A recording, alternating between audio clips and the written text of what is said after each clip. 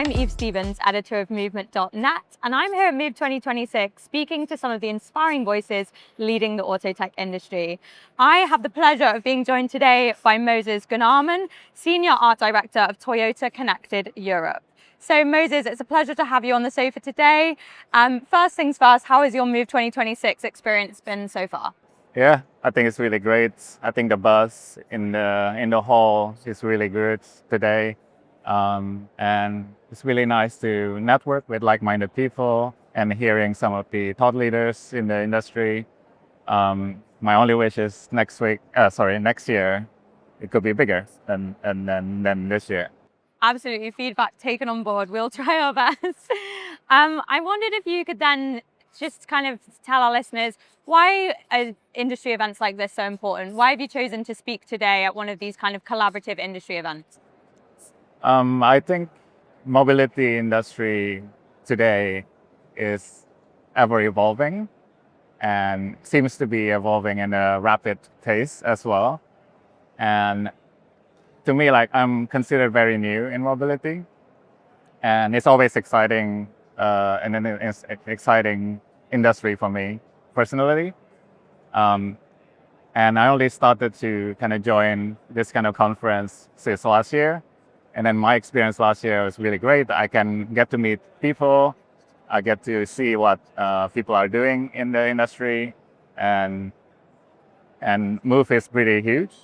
And I think it's a good opportunity for me to look around and see what's coming up and talk to like some of the industry leaders, like you mentioned. Yeah. Absolutely, yeah. I've loved just walking around the floor and kind of listening into all the different conversations taking place here. So obviously you've joined us today on the design stage. That's new for our 8th edition. We're really excited to kind of bring that new perspective to Move. I wonder now, if we're thinking about design, cars are obviously becoming a lot more connected, a lot more sophisticated. Infotainment, kind of over-the-air updates are a really kind of central part of many cars today. I guess could you maybe dwell on how have customer expectations changed as the car becomes increasingly sophisticated?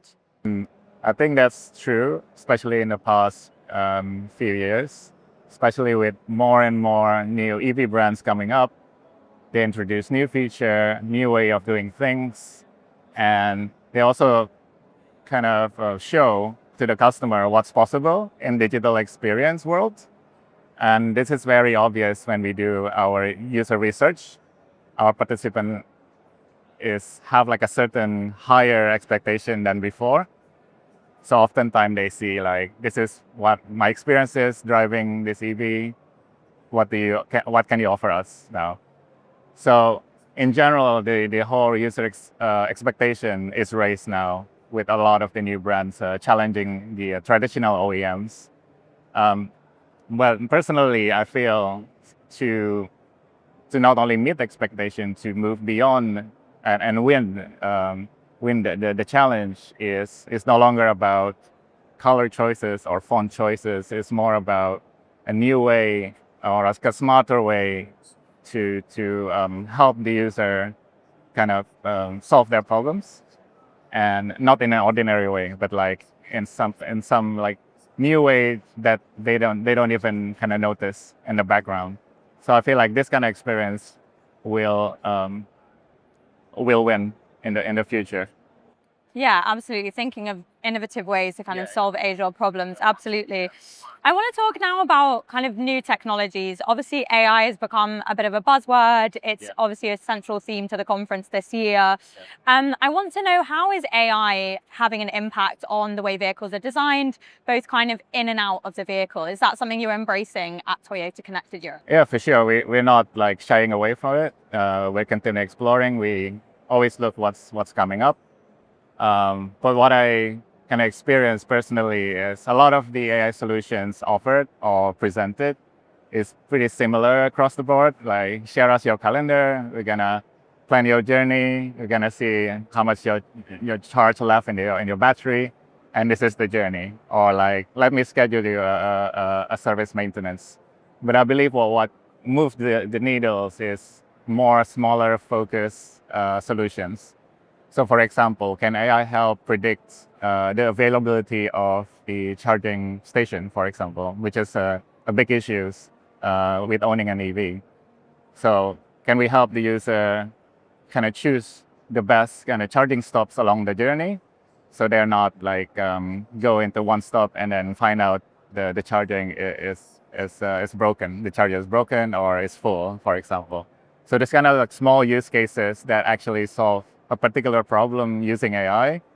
I think is more exciting for me than like a big picture. AI will do everything for you. Yeah, I think it's about being really intentional and not having an attitude of tech where it really kind of solves a problem rather than tech for tech's sake. I think absolutely. So I want to talk a little bit more about design and the relationship with kind of branding. I think nowadays, I think people have real kind of like loyalty to kind of vehicle badges. When it comes to aesthetics, how do you see the kind of relationship between the vehicle brand at Toyota and kind of design? Um, I think it's a really good point. I think functions and identity and aesthetic should go hand in hand. So a good-looking product that doesn't work doesn't matter. But if your product works but it looks sloppy, people don't trust it. So what we need to do is think of a brand identity and an aesthetic as a clothing that the brand wear, or like the way brand speaks, or the way brand behaves, for example. Then once kind of people see how you look like, they trust who you are, they trust how you speak based on how you speak and how you behave, and then they're gonna start using the products. And then once they start using the product, this responsibility is passed on to the user experience, to how the solution actually works. So if the solution or the design actually solves the user problem, then the trust is kept. But when the solution fails, then no matter how good looking your design is, the trust will be gone. So we have to kind of be disciplined in both areas, I feel. Yeah, absolutely. Not style over substance. Absolutely. I want to speak a little bit now about kind of electrification. I know that's obviously part of the Toyota mission. As cars kind of become more electrified, I think we're seeing maybe a slight more homogenization of design, whether that be in the aesthetics of the car, but also the kind of need for lots of infotainment and lots of flashy features. How are you kind of maintaining a bit of a distinct kind of style or approach as cars maybe become more and more similar?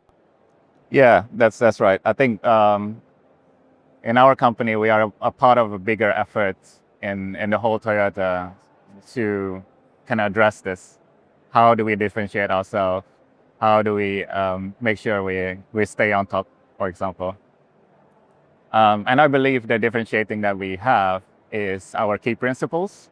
So in the design world, we have a key principle in Toyota that we have to kind of pay attention to, or have to adhere every time we design something. So two examples of this is safety first and craftsmanship. So in every design we do, we always think about how does this behave, how does it impact user safety, and can we show a level of deep care to the customers.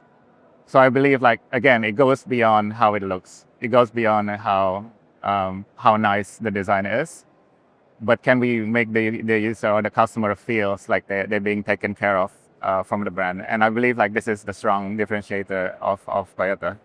Yeah, I think it's definitely about delighting your customer and really kind of pleasing your consumer. Absolutely.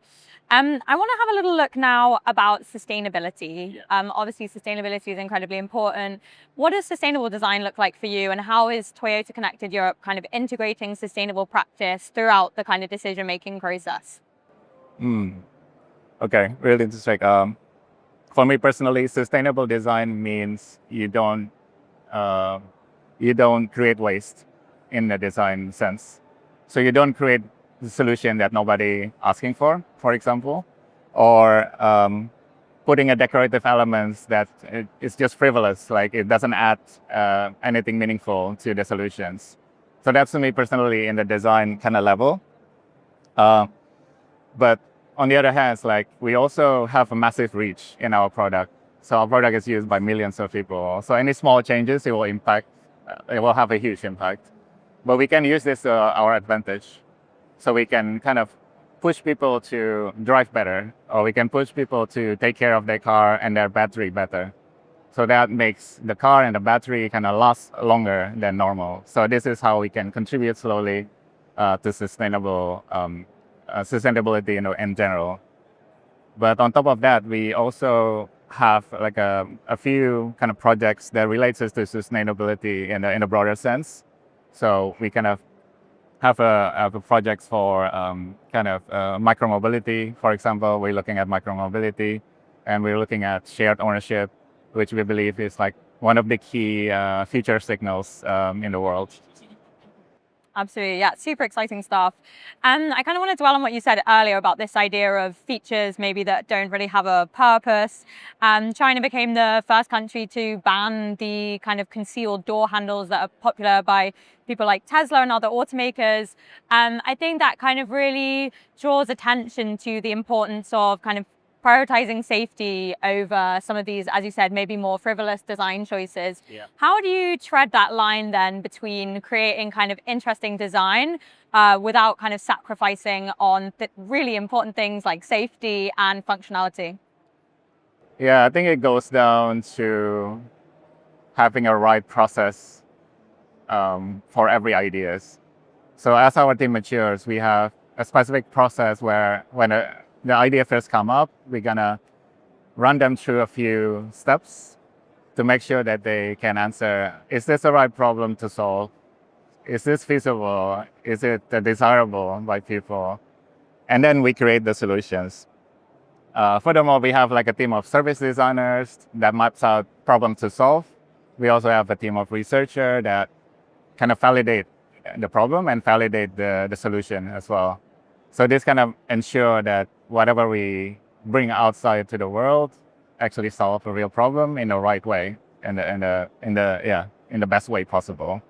But yeah, we always come back to what you said about our key principle, safety, and we have another key principle, which is like focus. Focus is key. So we want to make sure that everything have a focus. Customer can focus and solve the problem and go about their day. We don't want them to be kept in our design as well. The best design is like they come in, solve their problem, they go continue enjoying their life. Absolutely. I think the best design, as you said, it kind of allows a seamless integration. You almost don't want to think about using a product. That's, I think, when it's really good design. Just as we move into our last moments then, I wanted to look slightly into the future.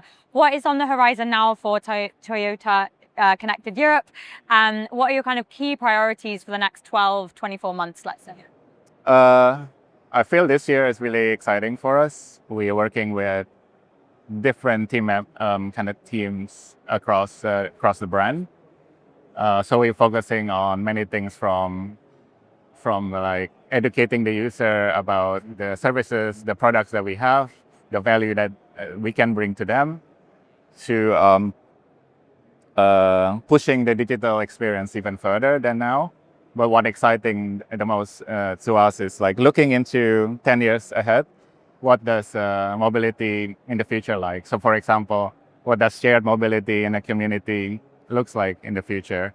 Because I think I believe and the team also believe that this is where the future of mobility is going. It's a community-led mobility services. Yeah, absolutely. Well, really exciting, and we'll be sure to be kind of following along with that journey. Thank you so much for taking the time to speak with us. It's been a pleasure, and I really hope you enjoy the rest of the show. Thank you. Thanks for having me.